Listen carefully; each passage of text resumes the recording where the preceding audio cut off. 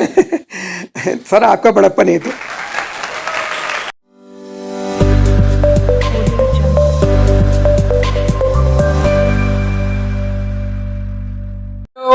नमस्कार दोस्तों, good morning. कैसे हैं आप सब लोग?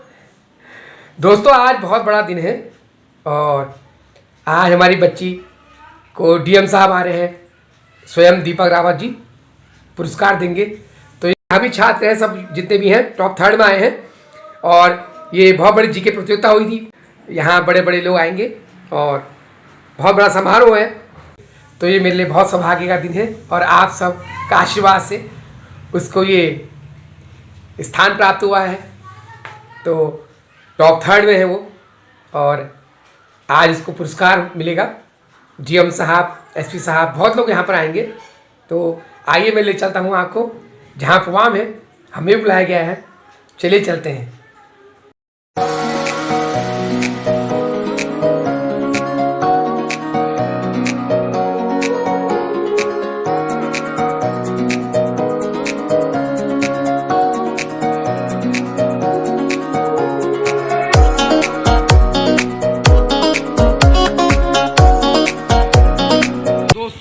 हम पहुंच चुके हैं पाल कॉलेज, जहां प्रोग्राम होने वाला है।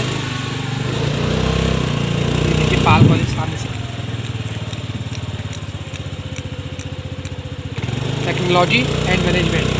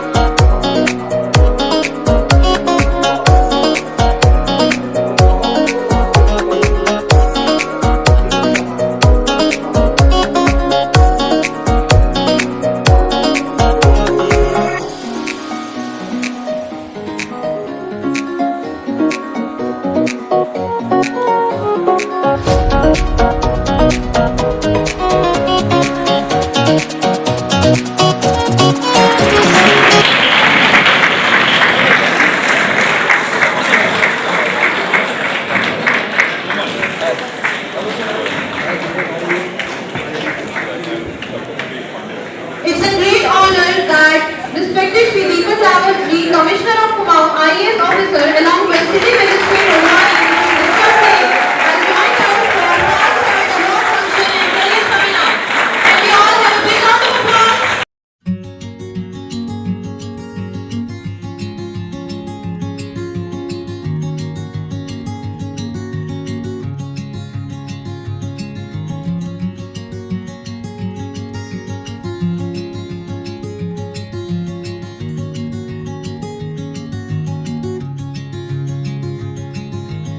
वाओ,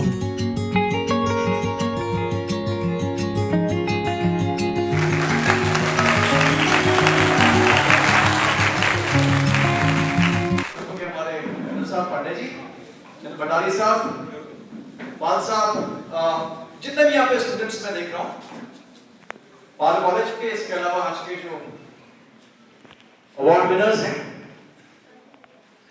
जो हिंदुस्तान में भरोसा में हिंदुस्तान की बात है, इसका मतलब है कि पुराना हिंदुस्तान भी था, जो नए हिंदुस्तान की बात कर रहे हैं। अवार्ड सेरेमनीज आपकी हुई हैं, करियर रोड मैप के ऊपर, करियर का रोड मैप। मेरे 2 छोटे बच्चे हैं, मेरी डॉटर जो मेरी 8 साल की है और बेटा 5 साल का है। तो उनको बड़ा होते हुए मैं देखता हूँ बहुत ध्यान से क्या क्या हो रहा है, क्या कर रहे हैं। तो मैं हरिद्वार में जब डीएम था तो साथ में रहते बच्चे, तो मेरा बेटा उसका नाम दिव्यांश है, तो मेरे पास आया, कहता है बापू मैं ना आईपीएस बनना चाहता हूँ।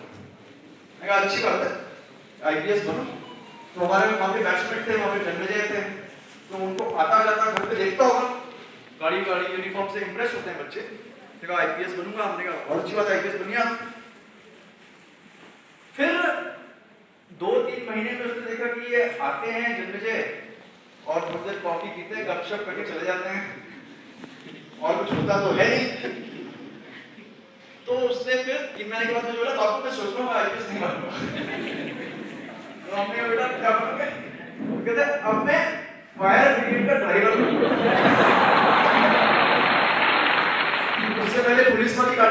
पास आउट वाली फायर ब्रिगेड की मंगवा दी गई कि फायर ब्रिगेड आएगी और आग बच जाएगी। बच्चे इंटरेस्ट तो होते ही हैं इन सब चीज़ों में, गैजेट्स में। तो फायर ब्रिगेड वाला उसके काम में भर फायर ब्रिगेड वाला कुछ दिन चला कि तब तक मैं कुंभ मेले में आ गया था। तो फिर दिग्गज मेरे पास एक दिन आया, उसने कहा मैं पापा मैं सोच रहा हूँ कि मैं फायर ब्रिगेड वाला नहीं बनूंगा। हमने कहा बेटा क्या बनोगे? कहते हैं पापा मैं होम गार्ड बनूंगा।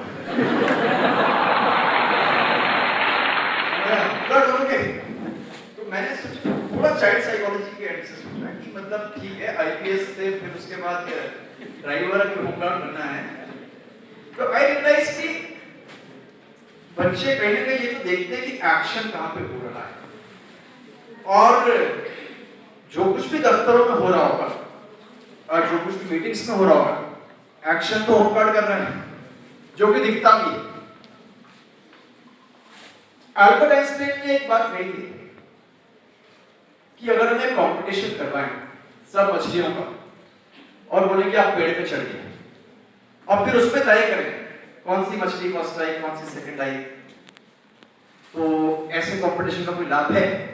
कोई लाभ नहीं, क्योंकि मछली उसके लिए नहीं बनी पेड़ पे चढ़ने।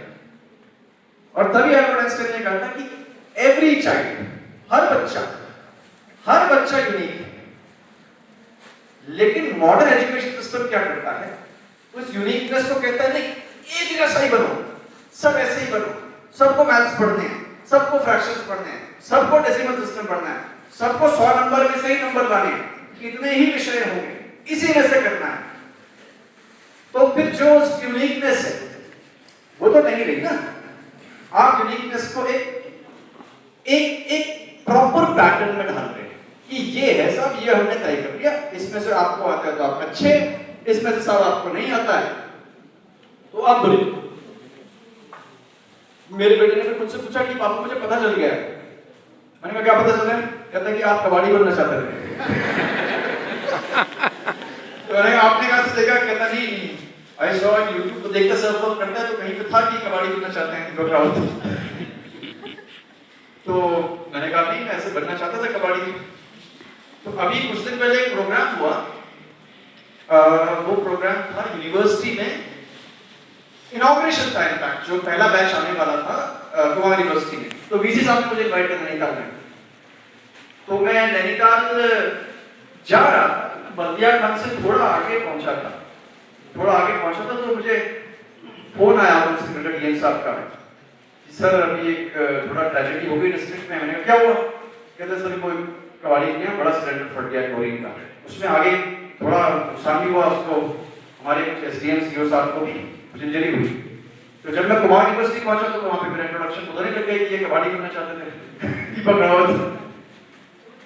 उसकी कहानी मुझसे लोग पूछते हैं। मैं छोटा था, कई चीजें बच्चों को फैसिनेट करती हैं एक्चुअली। आप देखते होंगे बच्चे जब कभी कभी एक्टिविटी करते, जैसे मेरी डॉटर जब लेगो बनाती है, लेगो से खेलती है, तो उस वक्त आप उससे कितनी भी बात कर लो वो रिस्पॉन्ड नहीं करते हैं। आपके घर में छोटे बच्चे होंगे, कोई एक चीज वो कर रहे हैं, वो रिस्पॉन्ड नहीं करते हैं। उसको साइकोलॉजिस्ट कहते हैं फ्लो में। अब जैसे मैं जनता मिलन अभी लूंगा थोड़ी देर में, मुझे 7-8 घंटों का पता नहीं चलता। क्यों? आप फ्लो में। फ्लो का मतलब आप जो कर रहे हैं, करने वाला और जो हो रहा है, एक्शन करने वाला और एक्शन एक हो जाता है, एक फ्लो जनरेट होता है। तो वैसे ही कबाड़ा जमा करने से मुझे फ्लो जनरेट होता था और मुझे लगता था कि ये एक बहुत बढ़िया एक्टिविटी है कबाड़ी बनने की। और इसमें तब मैं स्कूल नहीं जाता था, चले जाओ गलियों में चले गए, पुराना टूथपेस्ट मिल गया, पॉलिश की डब्बी मिल गई, पुराना कुछ इंटरेस्टिंग सामान मिल गया, हर दिन इनोवेशन, कोई नई चीज आपको मिल रही है। और इस प्रोफेशन में इन्वेस्टमेंट भी जीरो है, केवल रॉ मटेरियल जो आपको मिल रहा है, तो मुझे फैसिनेट करता है। अब जो बात यहां पे हो रही है, भरोसा नहीं हिंदुस्तान का तो पुराना हिंदुस्तान का, केवल एजुकेशन की बात करें हम, एंशिएंट इंडिया में तो सब कुछ गुरु शिष्य परंपरा पे होता था। हमारे जितने ट्रेडिशंस पढ़ाई लिखाई के हैं, लिखित ना होकर के बहुत हद तक ओरल है, बोले हमारे एपिक्स की ओरल है। महाभारत तो बहुत बाद में एक्चुअली पेन पेपर पे या पांडुलिपि में लिखी गई। ये ट्रेडिशंस पूरी तरह से ओरल थे। तो ब्रिटिश जब यहाँ की नहीं, इस सोसाइटी में तो कोई किताबी काम की नहीं है और कोई बढ़िया एजुकेशन यहाँ पे नहीं है। और जब ब्रिटिश यहाँ पे आए तो उनकी आवश्यकता क्या थी? दो आवश्यकताएं थी। जमीन पे खेती हो रही थी तो हमें लैंड रेवेन्यू चाहिए। जमीन में जो भी हम खेती कर रहे हैं, खेती हो रही, उसका रेवेन्यू, राजस्व चाहिए। उसको आप कैसे लोग आपको उसके लिए चाहिए? वो हिसाब किताब लगाते हैं, लेखपाल हैं, लैंड मैनेजमेंट करते हैं, तहसीलदार, वो लोग चाहिए। और आपको कौन से लोग चाहिए? दूसरा जो बड़ी चीज हिंदुस्तान में हो रही थी, इंडस्ट्रियलाइजेशन हो रही थी, फैक्ट्रीज बन रही थी। फैक्ट्री में कैसे लोग आपको चाहिए? कैसे? ऐसे लोग जिनको थोड़ा बहुत साइंस आती हो, क्योंकि फैक्ट्री में तो साइंस का काम है ही। मैन्युफैक्चर हो रहा है, कुछ केमिकल प्रोसेसेस आनी चाहिए, थोड़ा बहुत फिजिक्स भी आनी चाहिए, वो लोग आपको चाहिए। और कैसे लोग चाहिए? जो हिसाब किताब लगाने में बहुत अच्छे हैं, बेसिक अरिथमेटिक जानते हैं। अब मान लीजिए कोई फैक्ट्री चल रही है, का भी कोई काम नहीं है, तो पुराने हिंदुस्तान एक सबसे बड़ी एक मिथ को जन्म दिया इसने, इस एजुकेशन सिस्टम ने इस मिथ को जन्म दिया। वो मिथ ये था कि मैथ्स पढ़ो और साइंस पढ़ो और नौकरी ले लो। और जो मैथ साइंस नहीं पढ़ेगा, जो ह्यूमैनिटीज के सब्जेक्ट्स हैं, ये उस सेंस में रोजगार परक नहीं है। तो ये मिथ बहुत हद तक, बल्कि मिथ आज भी खत्म नहीं हुआ, ये मिथ टूट रहा है, लेकिन अभी भी कहीं ना कहीं तो हावी है। अभी भी बच्चे मेरे पास आते हैं जनता मिलन में, लेकिन अदरवाइज बहुत बच्चे मुझसे मिलते हैं, तो वो साइंस केवल इसलिए पढ़ रहे हैं कि मेरा दोस्त भी पढ़ रहा है या पेरेंट्स ने कहा है। दूसरा मिथ इसने इस बात को जन्म लिया कि सरकारी नौकरियां अच्छी, रिलायबल हैं, स्टेट से जुड़ी हुई हैं, इसलिए इनके पीछे हमें जाना चाहिए। और तीसरा मिथ ये था कि भाई आप इसमें जो भी क्रिएटिविटी वाली चीजें हैं, इनकी कोई बहुत ज्यादा वैल्यू यहां पर नहीं है। और यही एजुकेशन का वैल्यू सिस्टम हमने इनहेरिट किया है। आज की जो अवार्ड सेरेमनी है मुझे इसलिए बहुत ज्यादा प्रासंगिक लगी कि जो ओलंपियाड हुआ है, करियर काउंसलिंग का हुआ है, कहीं ना कहीं बच्चे अपने बात को टटोल रहे हैं। What do they actually want? क्या चाहते हैं, क्या करना चाहते हैं? अब जो न्यू एजुकेशन पॉलिसी भी गवर्नमेंट ने बनाई है, उसके तहत अब यूनिवर्सिटीज में काम होना शुरू हो गया है। एक शब्द में कोई कहेगा कि न्यू एजुकेशन पॉलिसी क्या है, तो फ्लेक्सिबिलिटी आपको दे रही है। ये जो पैटर्न है, जो बना बनाया सिस्टम है कि आपको इसमें बांध दिया जाए, उसको तोड़ रही है। हो सकता है आपको, आप आर्ट्स में हो लेकिन आपको थ्योरी ऑफ रिलेटिविटी बहुत अच्छी लगती है, आपको कोई एक फिजिक्स का पेपर करने का मन है, आप करना चाहते हो सकता है आप हिस्ट्री के स्टूडेंट हो लेकिन आपको कोडिंग पसंद हो, आपको कर सकते हैं। ये फ्लेक्सिबिलिटी हमको दी जाती है। और बहुत बड़ा चेंज जो आज की तारीख में हो गया, हम सब जानते हैं, जितनी भी आज तक साइंस एंड टेक्नोलॉजी आई है, जितने भी आविष्कार हुए हैं, जितनी भी साइंस ने तरक्की की है, वो सारी तरक्की कहां पे है? अभी एक हाथ में आपके वो है। जितनी भी रिसर्च हुई, कोई बोलना चाहेगा, जितने भी प्रिंसिपल साइंस के हैं, दे आर हियर। इसमें सारी टेक्नोलॉजी एक साथ है। प्रॉब्लम लेकिन कहां पे आ रही है? प्रॉब्लम इस बात की आ रही है कि आज किसी भी चीज के नॉलेज के संबंध में मोटी मोटी किताबें तो नहीं पढ़नी है, क्योंकि सोसाइटी एक इंफॉर्मेशन सोसाइटी बन गई। इंफॉर्मेशन तो बहुत है ना, बहुत इंफॉर्मेशन है, कुछ भी ढूंढना हो, कोई कमी नहीं है। मैं आपको बड़ी इंटरेस्टिंग बात बताऊंगा। मैं कुछ दिन पहले भीमताल गया था, हालांकि मैं गया एक कल्चरल प्रोग्राम में था। कल्चरल प्रोग्राम में गया था तो मेरी आदत है जगह जगह जाने की, ऐसी बिना प्लान के, बिना किसी तैयारी के, बिना रूटीन के। तो मैं भीमताल में उतर के, वहां पार्किंग का इश्यू रहता है, तो मैं फिशरीज के दफ्तर में चला गया। मछली पालन का वहां पे DCFR है। इत्तेफाक से छुट्टी थी तो कोई ऑफिसर वहां पे नहीं मिले, केवल एक गार्ड मुझे मिले। उन्होंने बताया साहब यहाँ पे जो है हम फिश के जो एग्स हैं वो देते हैं, तो मैंने कहा किसी ने अच्छा काम किया? उसने कहा एक अच्छा काम किया, यहाँ पे धुमसिल रावत में एक व्यक्ति रहते हैं, उन्होंने अच्छा काम किया। तो वहीं से पैदल पैदल धुमसिल रावत चला गया, एक दो लोग और मिल गए। तो वहां एक बच्चा मुझे मिला, उनकी जो जमीन थी वो मोरलेस बंजर थी, उसमें खेती वेती नहीं होती थी, और जो 2021 में यहाँ पे फ्लैश फ्लड आया उसमें भी काफी नुकसान वहां पे हुआ था। तो मैंने पूछा बेटा आप क्या कर रहे हो? तो वहां पे मैंने देखा कि जो एक्वेरियम वाली मछली होती है, गोल्ड फिश होती है, ऑरेंज कलर की बड़ी सुंदर फिश होती है, वो उसने बहुत बड़ी संख्या में रखी हुई थी। और आमतौर पे जितनी फिशेस का थोड़ा बहुत मुझे आइडिया है यहाँ पे, बाकी चीजें तो लोग कर रहे हैं, जैसे बाकी जो मेरी पारंपरिक जो रोहू है या सॉल है, इस तरह की मछलियों पे तो काम हो रहा है, लेकिन ये मछली मैंने नहीं देखी। तो मैंने कहा ये आप काम कैसे कर रहे हो? कहता है कि मैं एक जोड़ा लेके आया हल्द्वानी से, उसके बाद मैंने ब्रीडिंग की है। मैंने कहा स्पेशलाइज चीज है ब्रीडिंग, मछलियों की इतनी आसान तो नहीं है। कैसे की? कहते कि सर तो यूट्यूब पे देख के मैंने ब्रीडिंग किया। मैंने कहा कैसे बेचते हो? कहते 80 रुपए का जोड़ा बेचता हूँ। तो the point is that there is so much of information already. Information की दिक्कत नहीं, एक चीज की दिक्कत है कि जब हम बहुत हद तक एक इंफॉर्मेशन सोसाइटी बन जाते हैं तो हम थोड़ा सा कम नॉलेज सोसाइटी से हटके इंफॉर्मेशन कर जाते हैं, नॉलेज बढ़ता है, इंफॉर्मेशन बहुत ज्यादा बढ़ती है। और कुछ हद तक हमारी वैल्यूज, सोशल वैल्यूज है, जो कम्युनिटी की वैल्यूज थी, जो गांव में थी। तो मेरे पास गांव से अभी थोड़ी देर पहले गांव से एक व्यक्ति आए थे, हेडा कच्चा गांव से। मैंने कहा क्या समस्या आपकी? कहते हैं कि सर हमारे इस पे स्कूल के ऊपर कब्जा कर दिया है। तो मैंने कहा किसने किया है? कहते सर ये मैं नहीं बता सकता, ये मुझे नहीं पता। हमने कहा गांव और शहर में एक फर्क होता है, वो फर्क ये होता है कि गांव में सबको सब कुछ पता होता है किसने क्या किया, और शहर में ये भी नहीं पता था कौन पड़ोसी आपका। मैंने कहा बताइए किसने तोड़ा है? कहते सर पनेरू जी ने बनाया है। तो मैंने लिखिए इसको तोड़ना है। तो that cohesiveness, that communityhood, that togetherness, वो जरूर बढ़ रही है, लेकिन इंफॉर्मेशन बढ़ रही है। और जो क्रिएटिविटी है बच्चों की, इस पे अगर कुछ भी ना करें, जो हो रहा है होने, let it take its flow, तो मुझे लगता है हम खुद ब खुद नए हिंदुस्तान की ओर पहुंच जाएंगे। आज की सोसाइटी को, आज के बच्चों को वैसे भी बहुत ज्यादा बताना नहीं पड़ता, आप ये करें वो करें, they have already figured out कि उनको क्या करना है।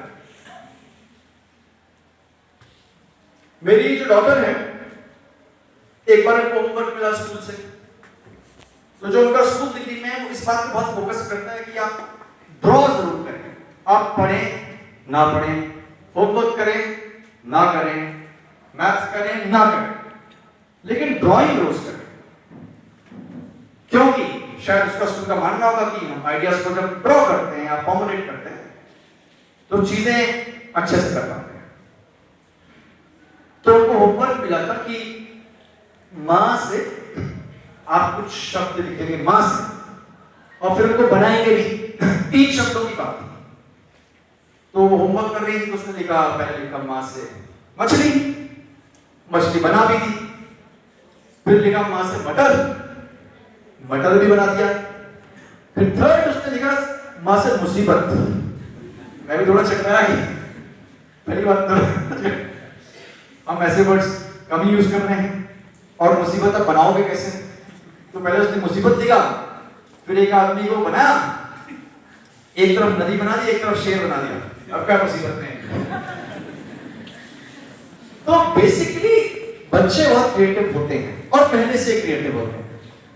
आजकल मैं थोड़ा बहुत स्पिरिचुअलिटी में भी मेरा इंटरेस्ट है, उसी में किसी स्पिरिचुअल किताब में पढ़ रहा था कि जब भगवान किसी व्यक्ति को बनाते हैं तो वही तय भी कर देते हैं इससे मैं ये काम लूंगा, और उसको पता है कि उससे काम लिया जाएगा। कहीं ना कहीं हम सब फिगर आउट कर लेते हैं कि हमको क्या चाहिए।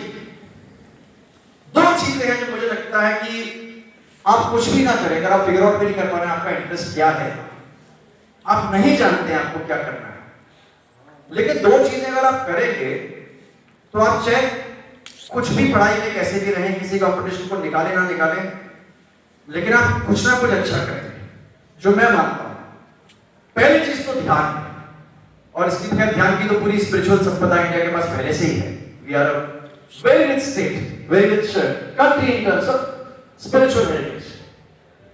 और दूसरी चीज जो मैं प्रैक्टिस करता हूं, बहुत से लोग प्रैक्टिस करते हैं, मिनिमलिज्म। मिनिमलिज्म का क्या मतलब? कम चीजें, कम कपड़े, कम पेन, कम किताबें, कम फर्नीचर। जब जब चीजें, मटेरियल चीजें कम होगी, सोचने का स्पेस ज्यादा हो जाएगा। अभी आपने स्टीव जॉब्स के बारे में सुना होगा, जिन्होंने एप्पल बनाया था। आपने ये भी सुना होगा कि नीम करौली बाबा भी आए थे, और बहुत से लोग आईटी वर्ल्ड के यहाँ पे आए थे। स्टीव जॉब्स के बारे में आपने पढ़ा होगा कि उसके पास क्या था? सफेद कमीज और नीली जीन्स और 3-4 जोड़ी वही थी। उसके पास कोई भी कपड़े नहीं थे। आइडिया क्या है? अब मैं इसी में अपना टाइम लगाऊंगा, कौन से कपड़े मुझे पहनने हैं आज और कौन सी प्रेस करनी है, तो आपको जो एक्चुअली करना है आप वो नहीं करेंगे। आई जेन्युइनली बिलीव जो कुछ आपको नहीं चाहिए, give it to somebody who needs it. आपका मेंटल स्पेस बढ़ेगा। और जो लोग भी ध्यान करते हैं, they will definitely do it, क्योंकि ये करियर की बात है। हम अभी तो फिगर आउट शायद तत्काल ना कर पाए क्या करियर है, या आज जो मैंने फिगर आउट किया भी है, तो मेरे बेटे की तरह आप आईपीएस से, फायर ब्रिगेड से होमगार्ड तक डायनेमिज्म तो चलता रहता है। But if you are into meditation, you will definitely do well. आप मिनिमलिज्म प्रैक्टिस करते हैं, आप डेफिनेटली बहुत अच्छा करेंगे। और मुझे पूरा भरोसा है कि जो यूथ है आज की तारीख में, शायद हमसे तो बहुत ज्यादा हुए हैं, हालांकि मैं अपने आप को यूथ में गिन रहा हूं फिलहाल, लेकिन जितना एज गैप है हमसे ज्यादा हुए हैं, हमसे ज्यादा कॉन्फिडेंट भी हैं और स्मार्ट भी हैं। तो एटलीस्ट जो नए हिंदुस्तान का जो भरोसा है, इस पे मुझे पूरा भरोसा है। और हम सब के सब करियर की जंग तो जीतेंगे, लेकिन जिंदगी की जंग भी हम सब जीतेंगे। Thank you so much.